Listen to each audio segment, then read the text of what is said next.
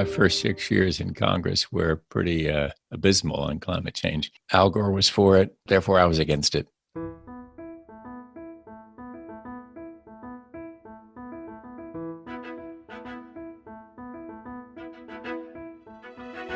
Hey, Dad, how's it going? Hey, Robert, good. Good to see you. You want to talk about climate change and what led us to care about it? Yeah, you're the guy that got me going on climate. I think I first started caring about climate change because of how you and Mom raised us, and in particular, the fact that we spent a lot of time outside and traveled across South Carolina in the mountains. And I feel like we grew up with a relationship with the natural world and seeing also the threats to that natural world. As you know, my first 6 years in Congress were pretty abysmal on climate change. I just said climate change is nonsense. Al Gore was for it. I represented a conservative district in South Carolina. I was a Republican, therefore I was against it. But I recall you coming to me and saying, Dad, I'll vote for you, but you're going to clean up your act on the environment.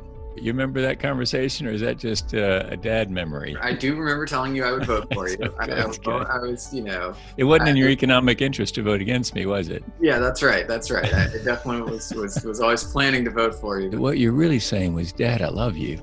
You can be better than you were before. So how about be relevant to my future and your 4 daughters' futures? I think it was a sense that you had your heart in the right place, and that you were also someone who was open to hearing new information.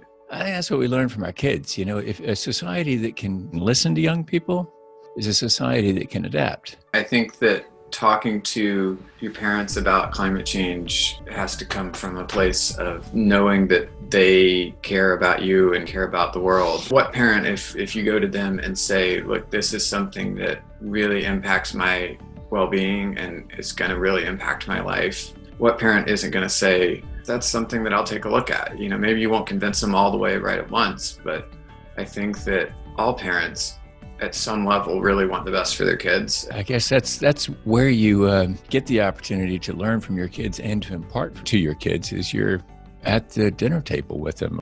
Truth be known, I was looking for an alternative to Donald Trump. So I found it, Joe Biden, because, you know, the experiences of his life that have shaped him created an empathetic, caring person who was quite focused on family, you know, taking the train home every day to Delaware to be with his kids.